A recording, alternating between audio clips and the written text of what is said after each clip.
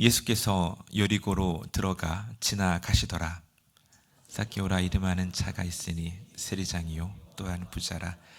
그가 예수께서 어떠한 사람인가 하여 보고자 하되 키가 작고 사람이 많아 할 수 없어 앞으로 달려가서 보기 위하여 돌무화과 나무에 올라가니 이는 예수께서 그리로 지나가시게 되미로라. 예수께서 그곳에 이르사 쳐다보시고 이르시되 삭개오야 속히 내려오라.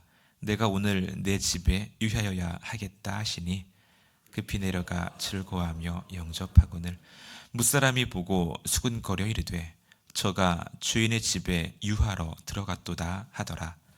삭개오가 서서 주께 여짜오되 주여 보시옵소서 내 소유의 절반을 가난한 자들에게 주겠사오며 만일 누구의 것을 속여 빼앗은 일이 있으면 내 갑절이나 갚겠나이다.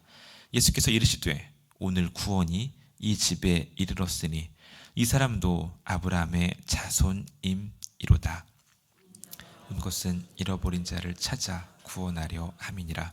아멘. 올해부터였죠. 계속해서 누가복음 말씀을 쭉 보고 있는데요. 이렇게 한 권을 이렇게 순차적으로 읽으며 말씀을 묵상하는 것이 큰 유익이 있습니다. 하나님께서 예전에 하셨던 약속이 하나하나 이루어져가는 모습을 볼 수가 있습니다.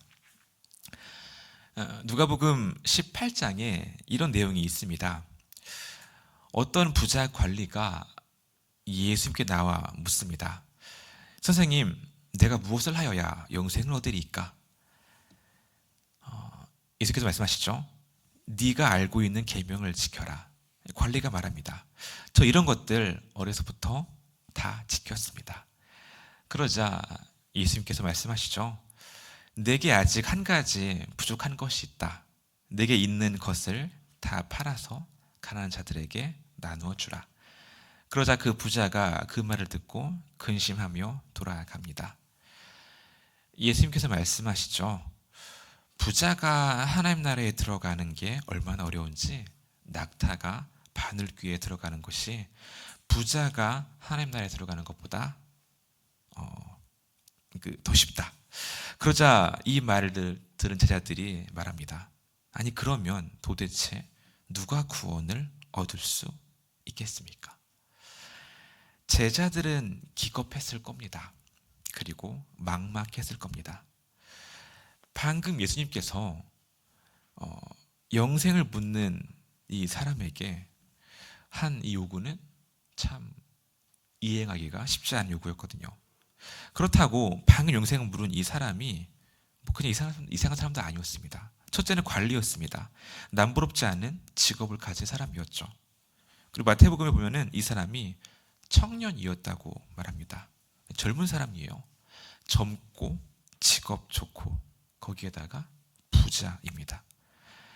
게다가 착해요. 성실합니다. 율법을 다 지키며 살았다는 말은 결코 허언이 아니었습니다. 그런데 그런 사람이 낙심하며 돌아갔습니다. 제자들 입장에서는 아니 도대체 뭘 더 어떻게 해야 하는데요? 하는 깊은 좌절을 느꼈을 겁니다.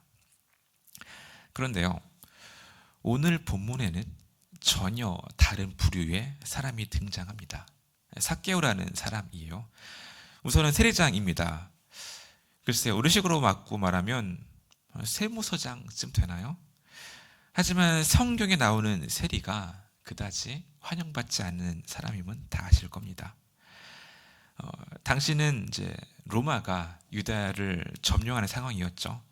유다 사람들의 꿈은 이 로마의 압제로부터 벗어나는 거예요. 하지만 힘이 없죠. 분하지만 로마의 통치 아래 살고 있었습니다.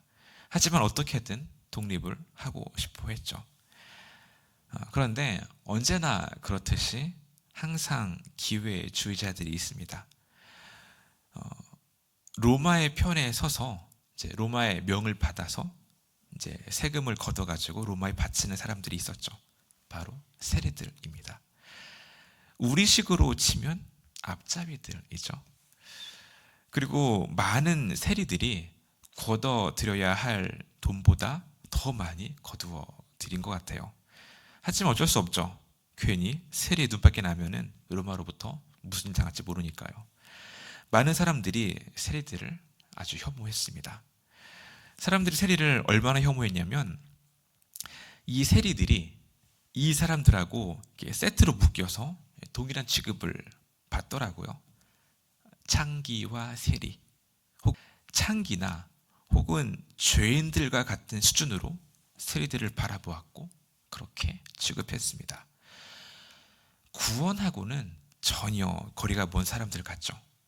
삭개오는 그런 세리들의 장이었습니다. 사람들이 너무 싫어하는 사람이었죠. 하루는 예수님께서 여리고를 지나가십니다. 참고로 구약에 나오는 여리고 조금 옆에 있는 지역이에요. 이제 구약의 여리고는 무너졌죠. 그리고 여기서 조금 떨어져서 여리고라는 이제 동네가 생겼습니다. 그곳을 지나가십니다.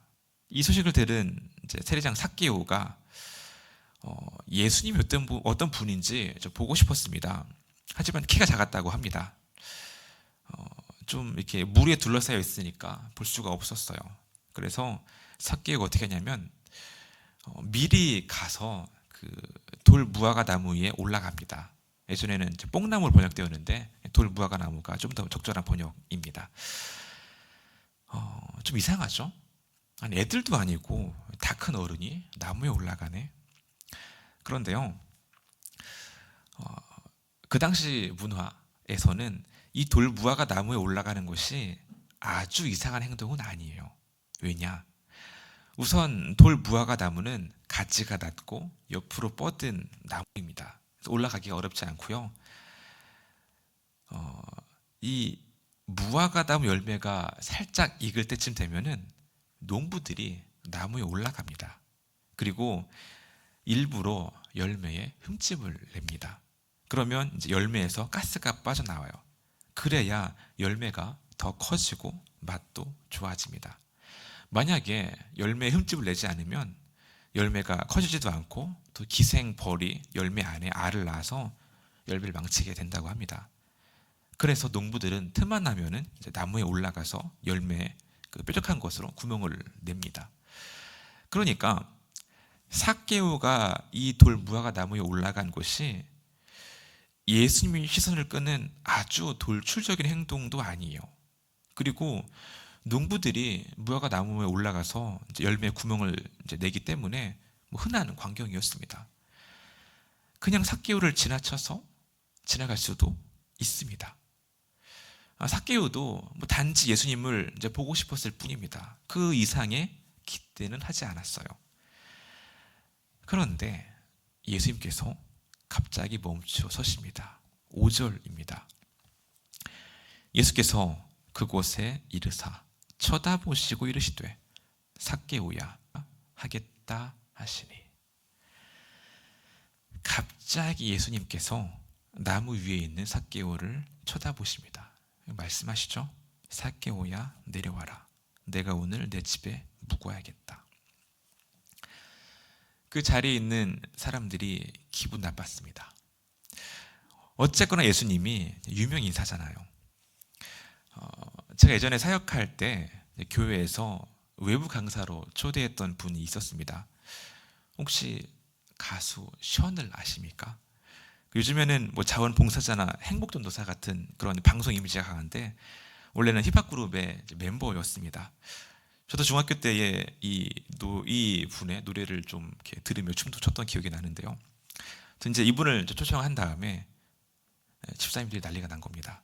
서로 의존으로 섬기겠다고. 그래서 어떤 분이 집사님 바쁘신데 이번에 제가 섬기겠다고 쉬시라고 그러자 이제 이 집사님께서 괜찮다. 내일인데 내가 왜 폐를 끼치냐 하면서 서로 섬기겠다고 아름다운 모습 보시더라고요.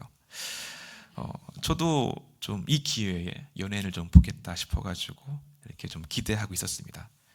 근데 저의 임무는 차일드 케어 하느라고 애들만 보다가 끝났습니다. 아쉽더라고요. 많은 사람들이 예수님을 초대하고 싶었습니다.